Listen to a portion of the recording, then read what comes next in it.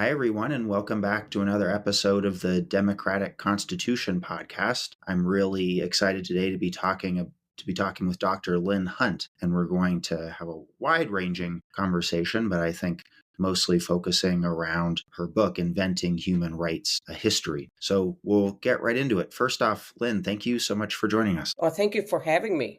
Absolutely.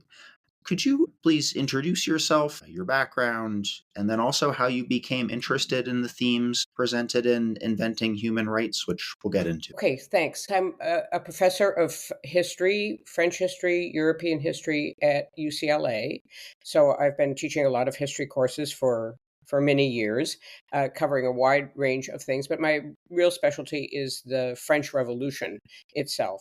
So the reason I got interested in human rights is that what's striking at the beginning of the French Revolution, the very beginning, they're discussing having a Declaration of Rights, in part because they're influenced by the Americans and the Declaration of Independence and the discussions of the Constitution. It's not surprising that this would be on their minds. They decide to have a Declaration of Rights, and this immediately raises the question of, well, what are rights and to whom do they apply? And what was so interesting in the case of the French Revolution is that the first thing they discuss is a very strange combination: the rights of Protestants, since they didn't have full rights in France since the end of the 17th century when Protestantism, Calvinism was outlawed altogether. So the first question, Protestants, but in a strange grouping, because they also wanted to talk about actors who didn't have political rights because they pretended to be someone else, and executioners because they murdered people for a living.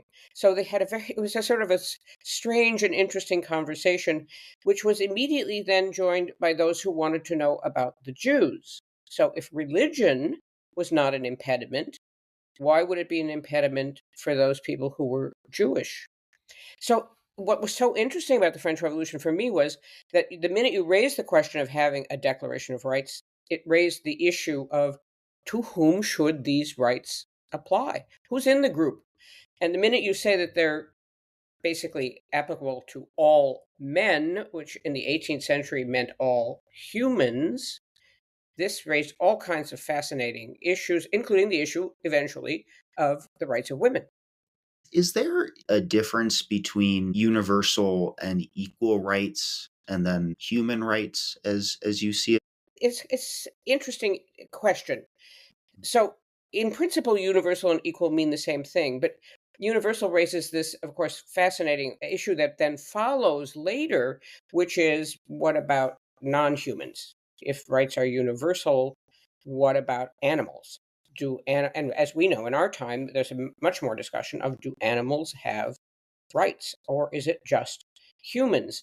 But in principle, universal and equal would be the same, in the sense that if rights are equal, that means everyone has them.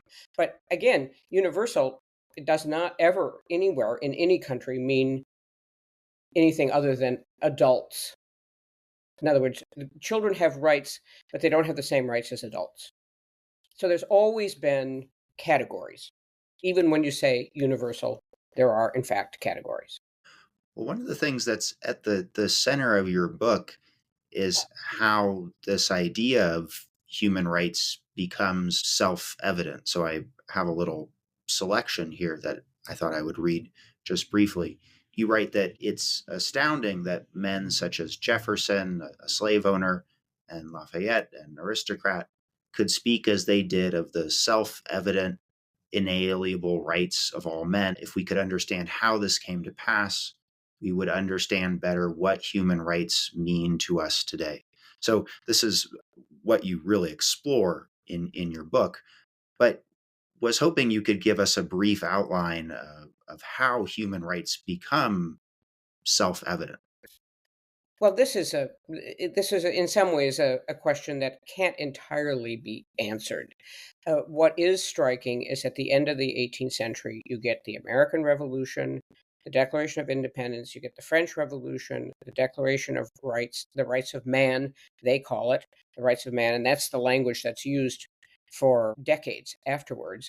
Also get the origins of abolitionism as a movement, the abolition of slavery, which had not been a big movement before the end of the 18th century. So for me, the question was, what's going on at the end of the 18th century that people like Jefferson and Lafayette, who clearly don't believe that all men are exactly equal, come to hold this belief. And so I was interested in two things. One, how could they come to this belief? And secondly, how the notion, even if they believe in their hearts that there are exclusions, pushes people in a forward direction. So two questions. The first question, why the end of the 18th century? So I argued in my book that this had to do with new forms of communication, in particular novel reading.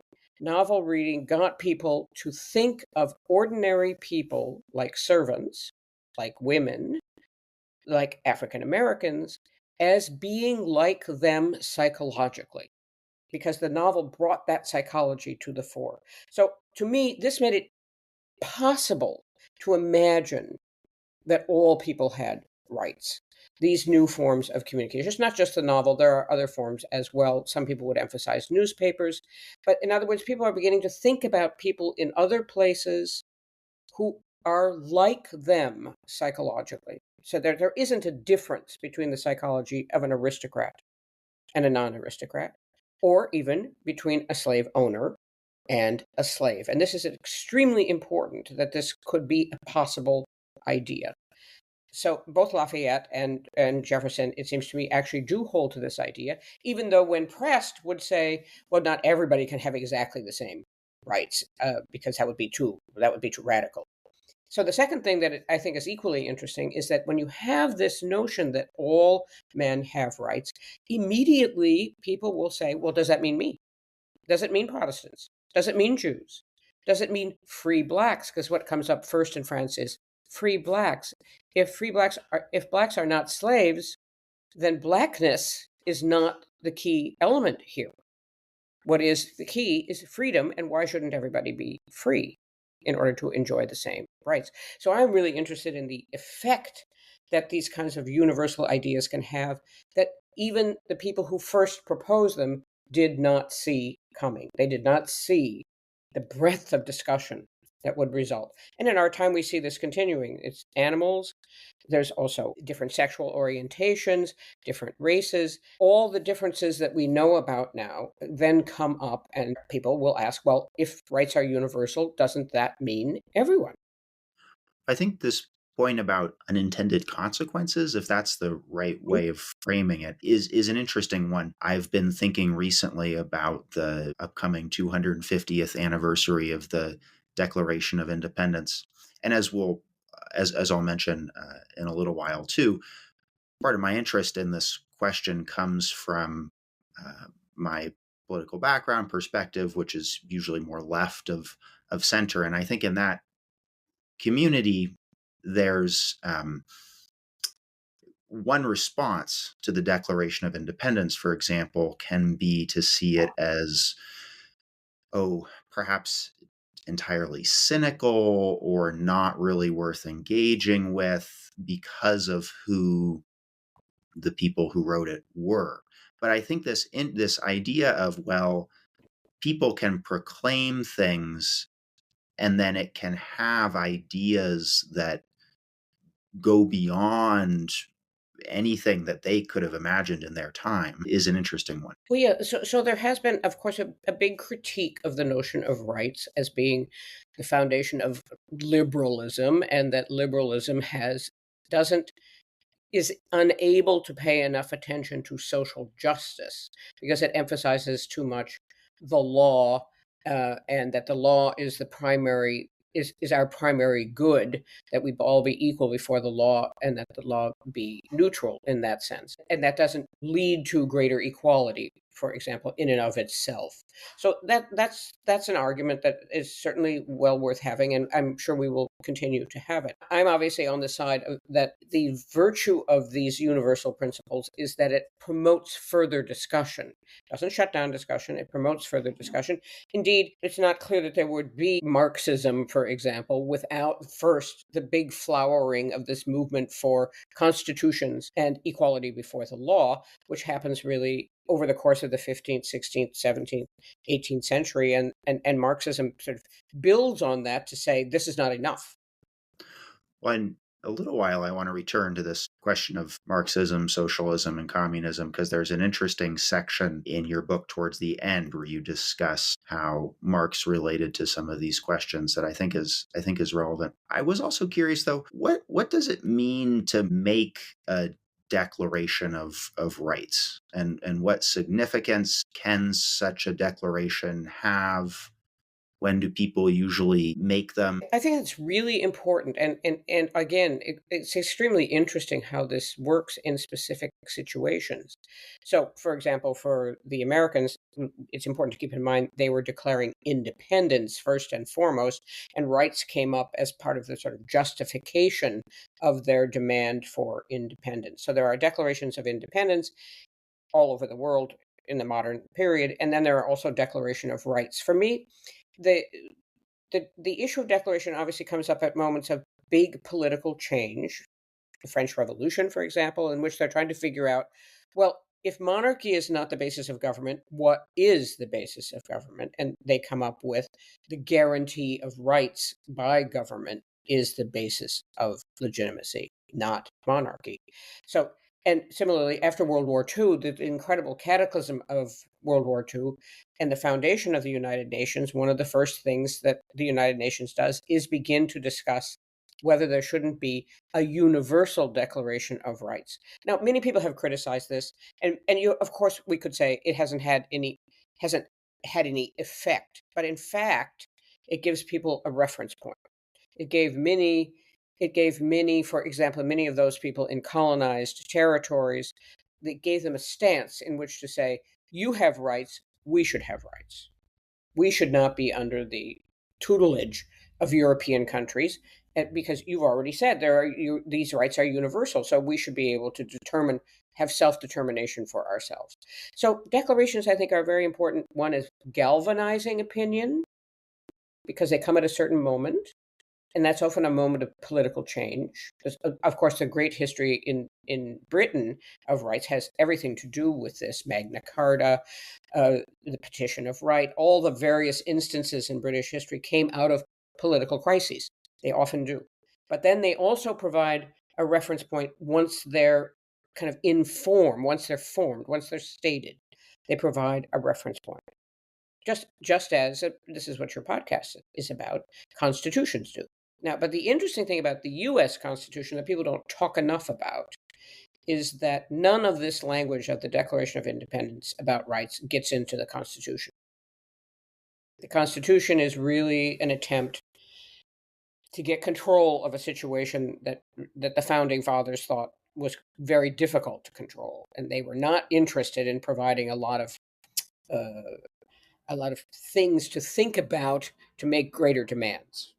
They wanted to keep things in place in a way. That's interesting to think about the US Constitution as different in that way from many in the world. I've, for example, spent a little bit of time in Mexico, and Mexico has one of the longest constitutions in the world, and it's chock full of various rights that people have. Now, whether or not those get translated into everyday practice is another question. But there's a lot of reference to, well, education, healthcare, so on and so forth, as being something that's Yes. laid out in the Constitution. And that's sort of the reference point that people use when talking about those things. And of course, we do have a Bill of Rights in the Constitution, but they had to be amendments that were offered later because the original writing of the Constitution, basically, the founders didn't want to, they felt it was going to be too complicated to do this. On the other hand, they weren't going to get ratification unless they made promises about the rights that would be in the amendments that then followed. I wanted to turn to socialism and communism and Marx. And, I was introduced to your work because me and a few other folks have been putting together a project that tries to trace the history and the development of universal and equal rights, or sort of the role that those claims have in various political projects leading up to our current moment. But discussions of rights, what rights people have, was not something that was ever on my radar when I was getting my standard socialist education, let's say, which is painting with a very broad stroke. But by and large, rights, gosh, they're what good are they? They're part of this larger, we'll use the word bourgeois system that tramples on them whenever, and so on and so forth. This was sort of the milieu, an unexamined milieu on my part that I was around. But where would you say that comes from within the history of socialism and communism? Why might it be that that was sort of my initial introduction to rights? Well, if we go back to the origins of socialism at the beginning of the 19th century, which is very important for Marx, uh, really socialism arises because of the appearance of an industrializing economy, and the sense, again, the sense that things are changing radically. So the original socialists looked at the development of factories, the fact that the workers in the factories were treated incredibly badly. They had to work unbelievably long hours, and they were interested in how does the structure work that this could happen and what does it mean that we're in this period in which that this seems to be growing, the industrialization of the economy. There are going to be more and more factories, more and more machinery. What does this mean for life in the future? And so I think the early socialists were very concerned with structure, with how can you explain the way classes are divided. Even before Marx, there was already much concern with the division in society between what seemed to be antagonistic groups, and in which some people were extremely badly treated with the advent of industrialization, and lived much more difficult lives than they had lived in some ways when they were on the land, in villages. They might have been the poorest people in the village, but they had time of their own. So the socialists were quite shocked by what early industrialization brought about, as was, of course, Engels, who was famous for writing about this, and his influence on Marx came from that writing about early industrialization. So the concern was quite different. The concern was to explain how is the economy structured in such a way, and what does it mean that it's changing in this fashion, and how can we create a world in which people have better lives, where there's more equality, where there's, from those who can produce as much as they can to give to those who need, to have a better balance between these things, was very much the concern of socialism and Marxism, which I think is incredibly important. But I think for me, both things are needed. We need, as we have seen, what has happened in the places that had socialist and communist revolutions. One of the problems was law did not have the same status, and rights certainly did not have the same status. And so the idea of free speech or freedom of opinion or a free press, non-existent. There was no way to sort of make an argument, it seemed, within socialism and Marxism for why that was important. So it seems to me now people would agree that we need to have both of these things. We need to have the rule of, and certainly now in the United States more than ever, we can see why the rule of law is actually quite fragile, uh, and that it is maybe absolutely essential to the functioning of society. And if it is undone, you are in a very different situation than you were in before. So to me, we need to have both things. We need to understand why we have rising inequality, for example. We need to have structural analyses of why this is the case, and suggestions for how we can change that. But also, it would be, to me, not a good idea to give up the rule of law and the idea that people have rights that they can defend through the law. One thing that Marx says about the Declaration of the Rights of Man and Citizen, written in France during the French Revolution.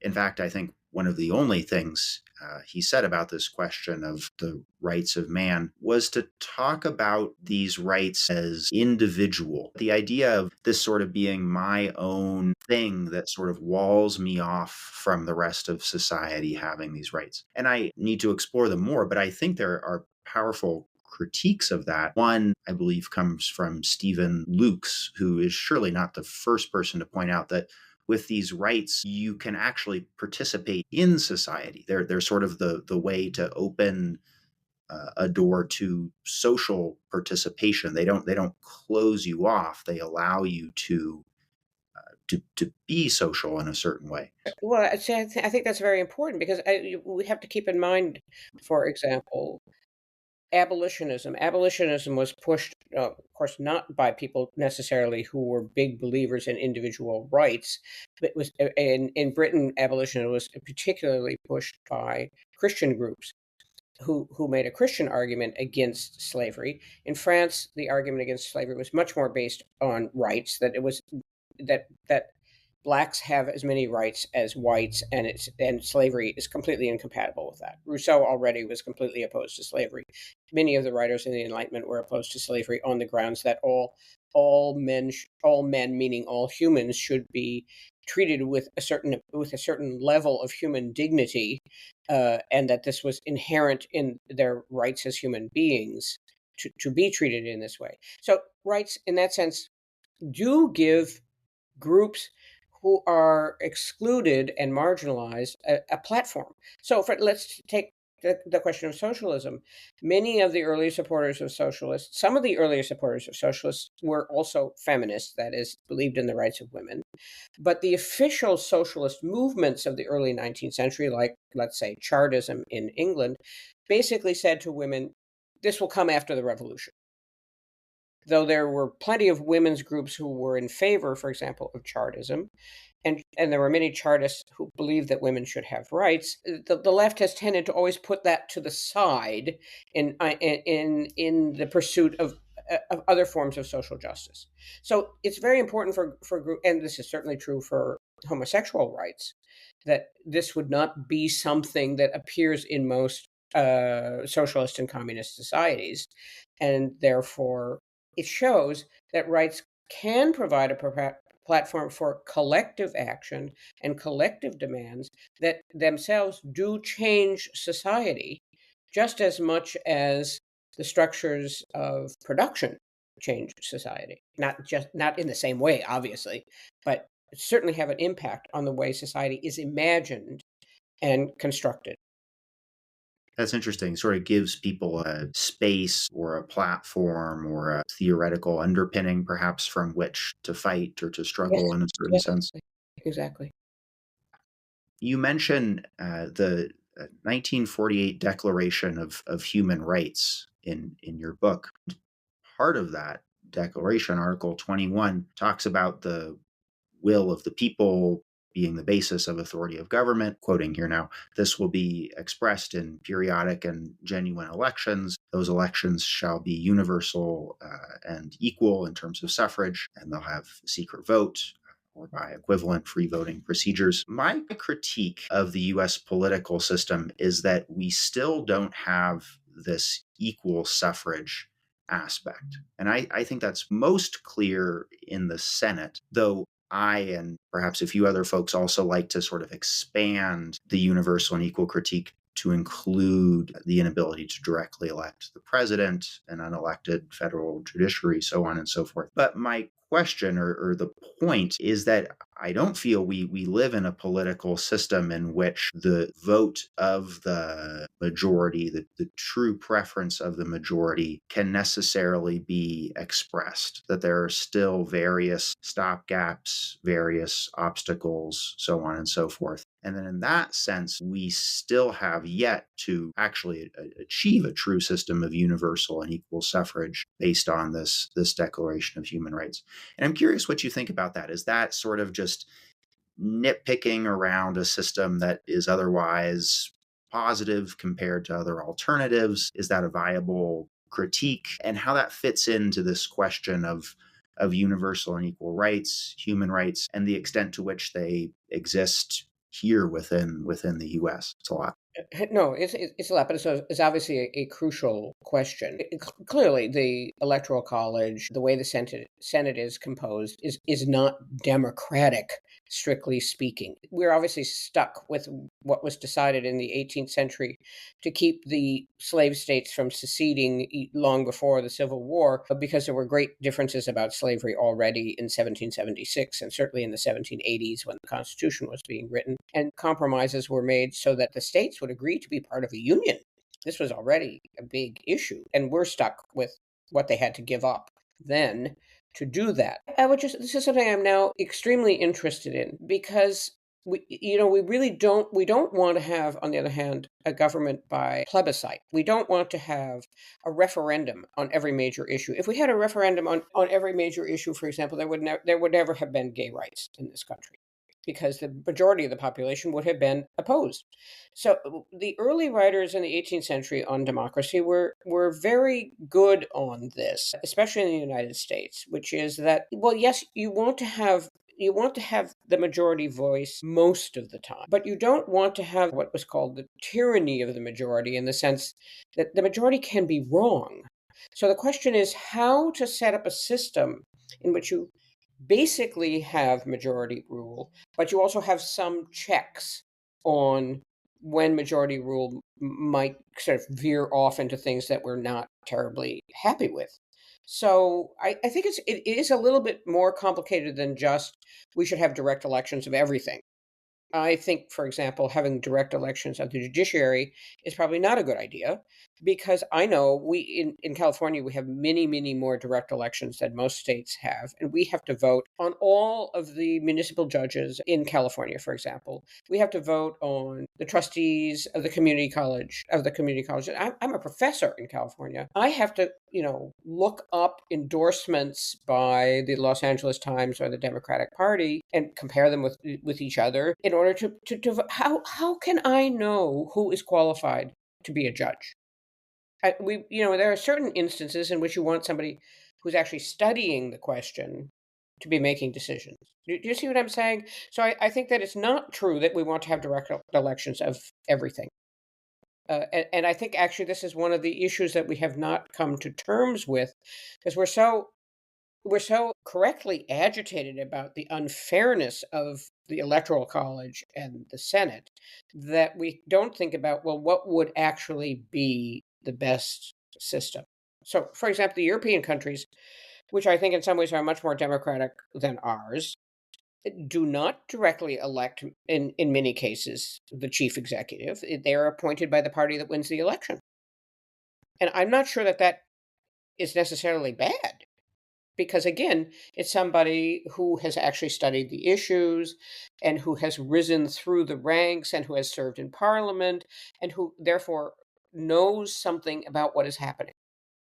Do you see what I'm saying? So I think we shouldn't assume that direct election necessarily means the best outcome. I think it often does, and you need to have a system in which there's a mixture of direct election and appointment by committees in a legislature where they're studying the question. One hopes that if there are governors of states that appoint judges, we hope that they solicit good opinions to make these judgments. I would not want to have direct election of justices of the Supreme Court, for example. I think our system is problematic, but do you really imagine people running for being a judge in the Supreme Court? Again, you would have people who wouldn't even necessarily have law degrees. It's a really, really important question, but I think it's one where it's so much easier to see what's wrong with what we have than to figure out what would be a better situation. We make, I think, two interesting points. One is that I've been looking at upcoming judicial elections, which will include the Supreme Court in Mexico. And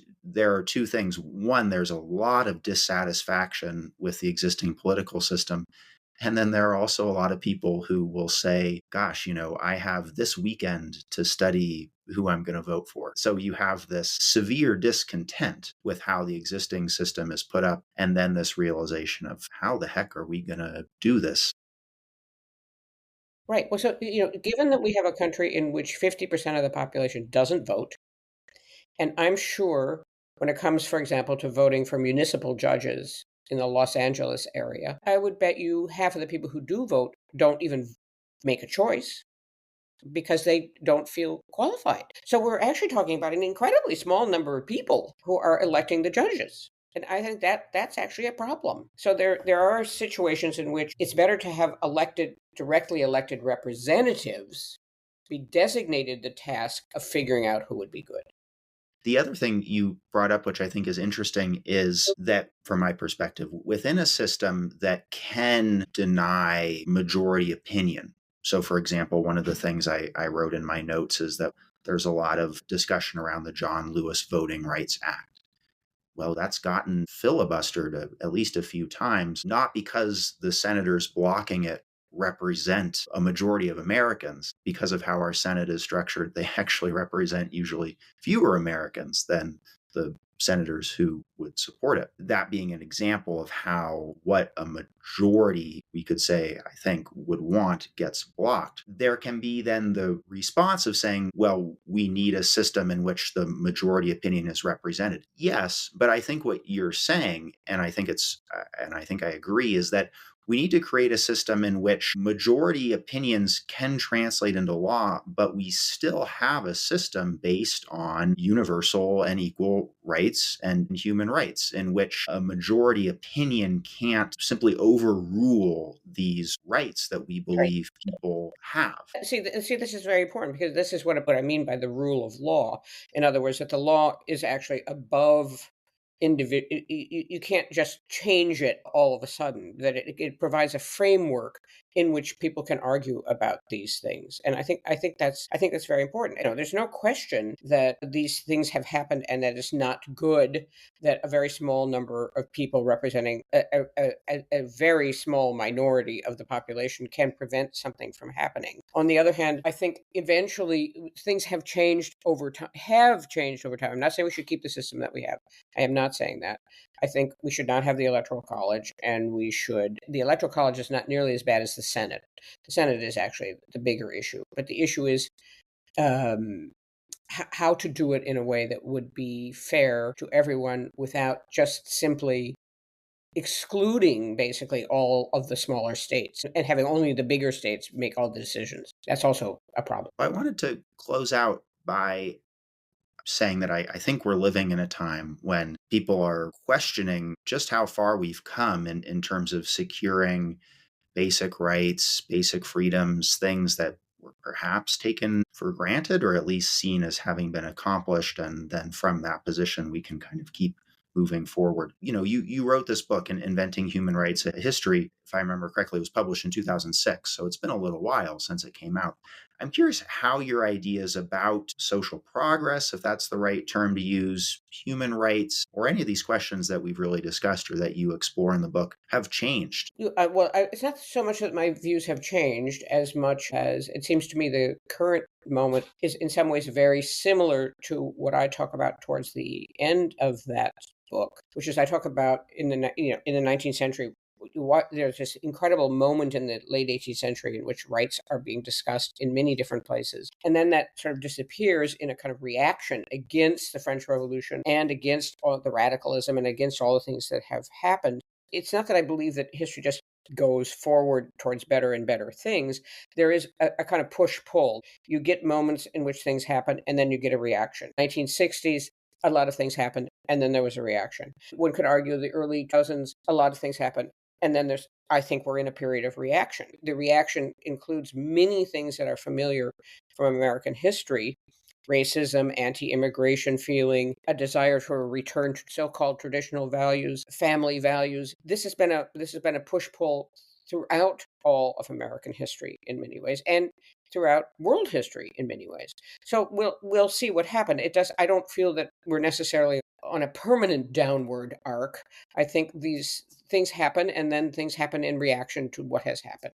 So we will see. I think it's alarming what is happening because of the assault on law and because of the assault on knowledge, expertise, science, all of the things, not to mention rights, because this is definitely includes an assault on rights. So there's no question that what is happening is horrible. I don't in the slightest minimize it. I could become, in fact, quite crazed on the subject if we really got going. But I do think what history shows is that there tends to be a reaction against whether things are good or whether things are bad. There tends to be a reaction.